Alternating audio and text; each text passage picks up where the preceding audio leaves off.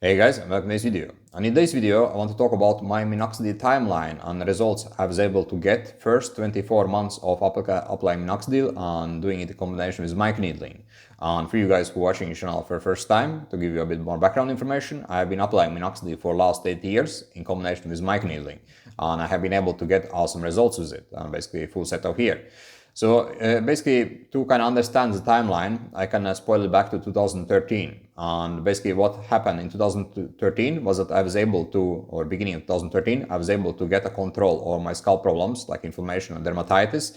And my scalp was finally become kind of healthy. Right, because up until 2013, for several years, I was dealing with scalp problems. I had a lot of itchiness, a lot of sebum production, a lot of clogged pores, a lot of excessive shedding, itchiness, tension on my scalp, and so on. Right, and basically it happened in different stages, and I have spoken about those problems before in other videos. But in beginning of 2013, I was finally able to solve those problems and make my scalp healthy again. And what happened next is that I was looking for some growth stimulation on my scalp, because before I was able, my scalp was not healthy and I was having inflammation, I was not able to apply anything on it. Right? Basically, if I did apply minoxidil on my scalp at that time, what would happen is that I would start to get acne, I would start to get more increased itchiness, and of course more shedding. Right? So basically my scalp was not ready for it. But in the beginning of 2013, I had solved those problems and I was able to start with minoxidil. And back then I also came across the study of doing minoxidil in combination with microneedling. And I decided that this was the approach I wanted to do, because my scalp was finally healthy. I didn't have any itchiness there. It felt good. And I was thinking that this was the right time to actually start with it. And basically what happened is that when I started with it, I had some increased shedding from it, from minoxidil microneedling. But that shedding stabilized after around 6 weeks of application of minoxidil.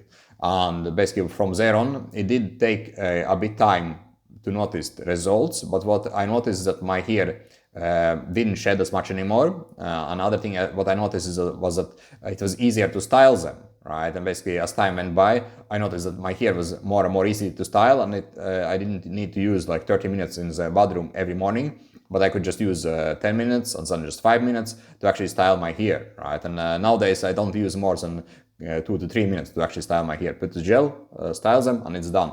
But there was times that I was using up to 1 hour to actually put each hair in the right place, right? And basically what happened is that in 2013, as time went by, as each month went by, my hair became easier and easier to style. So that was basically the thing I noticed first. And it was not at the end of month 7 that I actually noticed that my hair had improved a lot. And from then on, basically my hair kept improving, and after month 12, I was very happy with my results. And afterwards, basically what happened is that it just got better and better, and that progression continued for almost 24 months before I can reach a maximum regrow. And thing what I have often noticed is that the guys, when they reach maximum regrowth, what happens is that they kind of fall off. They start to have shedding problems. They have to start to have other issues, and they start to lose ground again, right? And this basically happens because when you grow back the hair, at some point you kind of become less careful, right? You kind of fall back on the old habits, not doing things as you should be doing. For example, keeping scalp healthy, keeping optimized diet, right? And those things basically will start to catch up after some point, and they will cause issues. And I have noticed the patterns that usually it happens at the 24 months mark. Like basically what happens is one gets peak results from minoxidil, one is super happy with it, and basically kind of is not keeping the same level of awareness on addressing this problem from all the possible angles, right? And this often is an issue, right? So basically, if you want to keep and sustain those results you get from minoxidil or the overall treatment of the hair regrow, then you have to continuously approach this problem. Because if you stop approaching it, what will happen is that things will slowly come back again, the hair loss will start to spike up again. And that's something that you want to avoid, right? You want to basically grow back your hair and keep them at that level, right? You want to keep them at 24 months level and basically not worry about hair anymore, right? But to do so, you have to be sure that you are addressing your underlying problems, addressing the factors that cause you hair loss in the first place. And if you do so, then basically you are able to keep your hair for a long time, right? And again, I have been able to keep my hair that I got from minoxidil back in 2013 for almost 8.5 years now.